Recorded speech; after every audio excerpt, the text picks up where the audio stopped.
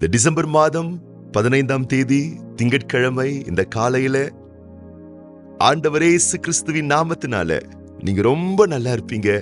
நீங்க ரொம்ப ரொம்ப நல்லா இருப்பீங்க. தேவனுடைய நலமான பொற்கரங்கள் அழகா உங்க கையை பிடிச்சு நடத்தி கொண்டு செல்வதற்கு இன்னைக்கு இந்த காலையில உங்க மேல ஆண்டவருடைய கரங்கள் இருக்கு. நம்புங்கள் கர்த்தருடைய பிள்ளைகளே. இந்த காலை, இந்த பொழுது, இந்த விடியல் உங்களை தாங்க, உங்களை சுமக்க, உங்களுடைய பொறுப்புகள், கடமைகள், உத்தரவாதங்கள் அனைவற்றையும் சீரும் சிறப்புமாய் நீங்கள் நிறைவேற்றுவதற்கான பலத்தையும் சத்துவத்தையும் கொடுக்கக்கூடிய தேவாதி தேவனுடைய மகத்துவ கரங்கள் இன்றைக்கு உங்களை தொட்டு கொண்டிருக்கிறது, அரவணைத்துக் கொண்டிருக்கிறது. ஆகவே சோர்வுகளை களைந்து போட்டு மன உளைச்சல்கள், மனதில் இருக்கக்கூடிய போராட்டங்கள், எண்ணங்கள் எல்லாவற்றையும் ஒன்றிலும் இல்லாம அப்படியே தூக்கி ஓரமா வச்சுட்டு இந்த திங்கட்கிழமை காலையில உற்சாகமா, சந்தோஷமா, ஹாப்பியா, ஆமா, என்னென்ன காரியத்தை செய்யணுமோ அதை செய்வதற்காக உத்வேகத்தோடு, உற்சாகத்தோடு புறப்பட்டு செல்லுங்கள் கர்த்தருடைய பிள்ளைகளே.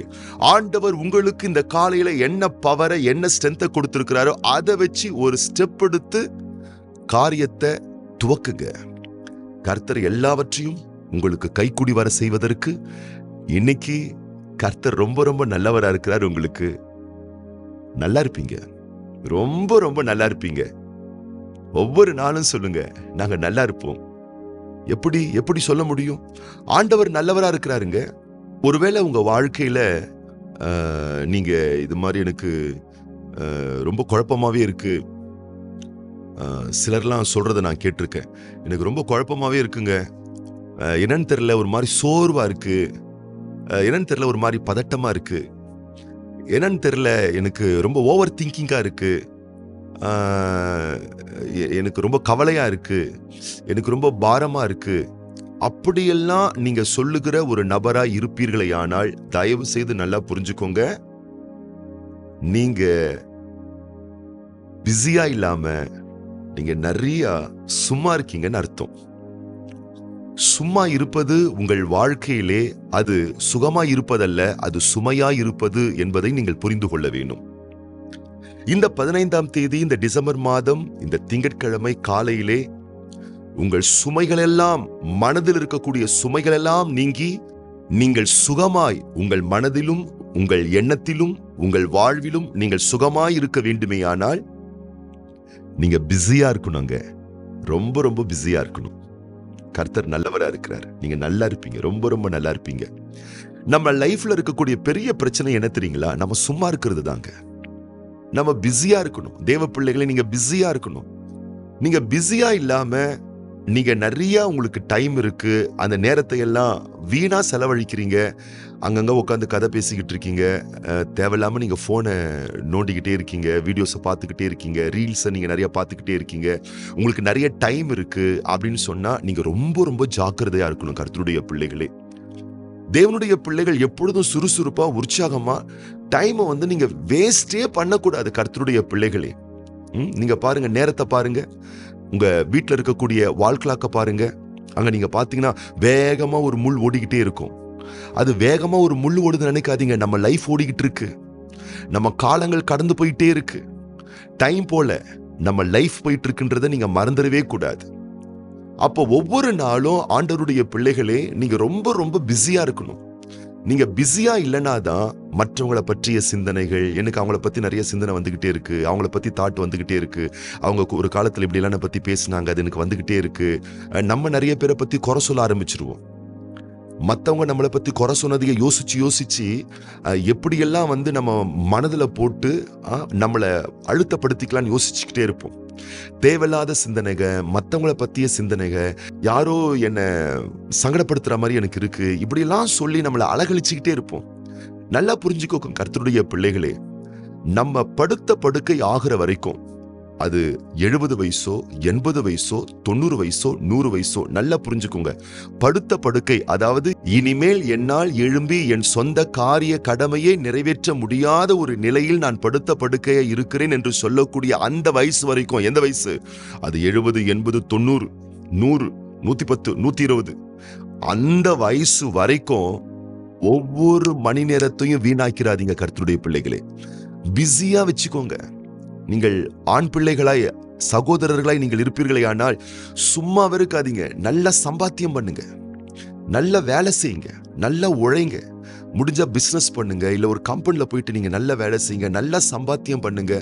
ஆச்சரியப்படுவீங்க, நீங்க ரொம்ப சந்தோஷமா இருப்பீங்க. உங்க ஃபைனான்சியல் ரொம்ப நல்லா இருக்கும். 4 காசு உங்க கையில இருக்கும், ஒரு நிம்மதி இருக்கும், ஒரு நிறைவு இருக்கும். வாழ்க்கையில ஒரு பிரோஜனமான காரியத்தை நம்ம செஞ்சோன்ற ஒரு நிறைவு இருக்கும். நீங்கள் சகோதரிகளா இருந்தால் கூட சரி, உங்களை ரொம்ப பிஸியா வச்சுக்கோங்க. எனக்கு நிறைய டைம் இருக்கு, எனக்கு ஒன்றும் கவலை இல்லைங்க, எங்க வீட்டுக்காரர் சம்பாதிச்சு போட்டுறாரு, எனக்கு ஒன்றும் கவலை இல்லைங்க, பிள்ளைங்களுக்கு சம்பாதிச்சு காசு பணத்தை கொடுத்துட்றாங்க, எனக்கு ஒன்றும் கவலை இல்லைங்க, எனக்கு அங்கிருந்து காசு வருதுங்க, இங்கிருந்து காசு வருதுன்னு சொல்லிட்டு நீங்க பாட்டுக்கிட்டு சும்மா இருந்தீங்கன்னா, நான் சொல்றேன் கர்த்தருடைய பிள்ளைகளே, உங்கள் உடலும் பாதிக்கப்படும், கெட்டு போகும், மனதும் கெட்டு போகும், மனதும் பாதிக்கப்படும். பிசாசு கிரியை செய்வதற்கான முதல் துவக்கமே எங்க தெரியுங்களா? நம்முடைய மனசு தான். நம்ம மனசை தான் அவன் வேட்டையாடக்கூடியவனா இருக்கிறான். பல வகையான தப்பான ஆசைகள், பாவ சிந்தனைகள், இடறி போவதற்கான சாத்தியங்கள், வாழ்க்கையை பிரயோஜனம் இல்லாம மாத்துறதெல்லாம் என்னன்னு கேட்டீங்கன்னா சும்மா இருக்கிறது தான். நீங்கள் சகோதரிகளா இருந்தாலும் சகோதரர்களா இருந்தாலும் தயவு செய்து பிரயோஜனமான ஒரு காரியத்தை செஞ்சுக்கிட்டே இருங்க. வீணா விரயமா நேரத்தை தயவு செய்து கழிக்காதீங்க.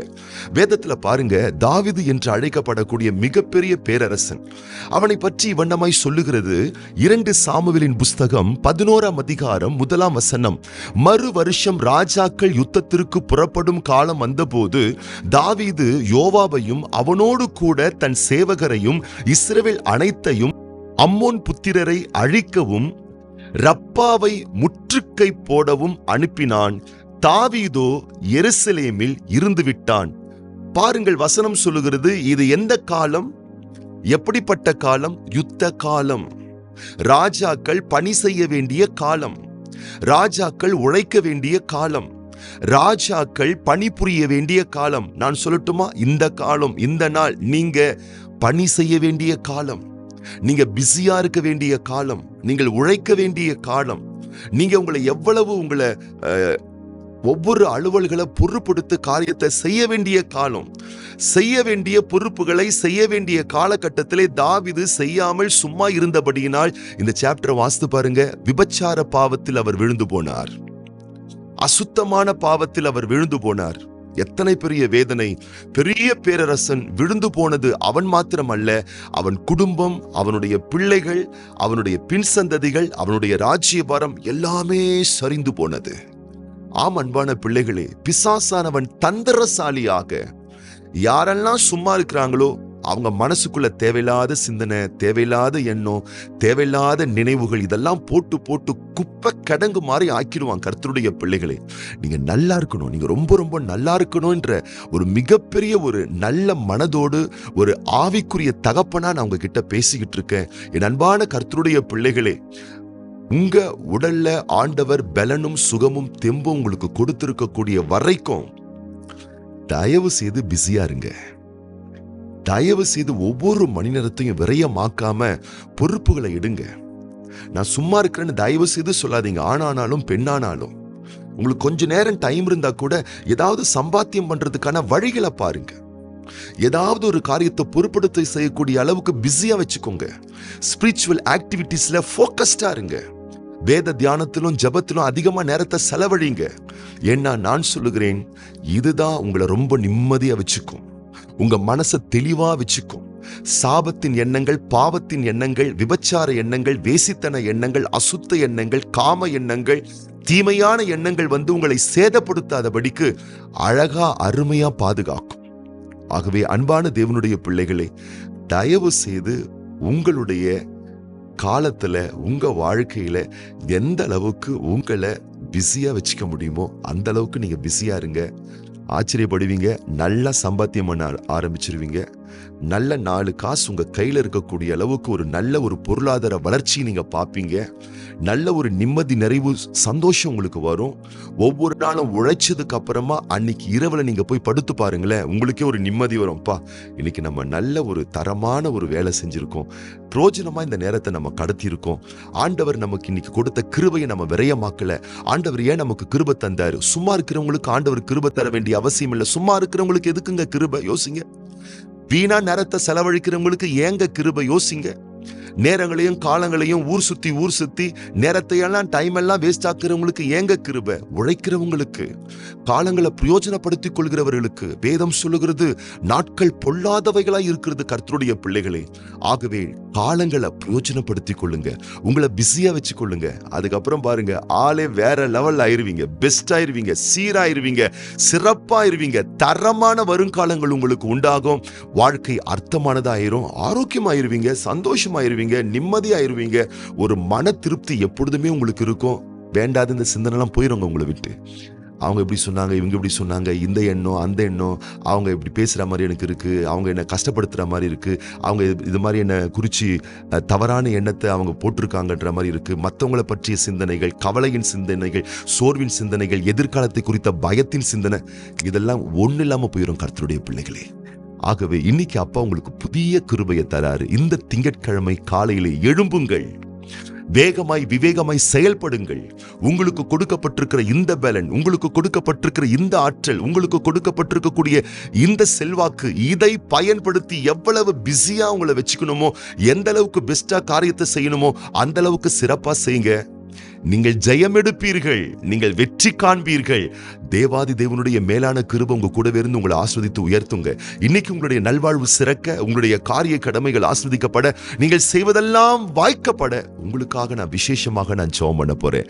அது போலவே இன்றைக்கு இந்த டிசம்பர் மாதம் 15ஆம் தேதி இந்த திங்கட்கிழமை பிறந்தநாள் காணக்கூடிய அன்பு சகோதரி வி தேவி, அது போலவே அன்பான சகோதரி எம் பிரிசில்லா தமிழரசி, அவங்க இன்னைக்கு பிறந்தநாள் காண்கின்றாங்க. அது போலவே இன்னைக்கு திருமண நாள் காணக்கூடிய பிள்ளைகளுக்காக நம்ம ஜெபம் பண்ண போறோம். கண்களை மூடி நம்ம ஜெபம் பண்ணலாமா?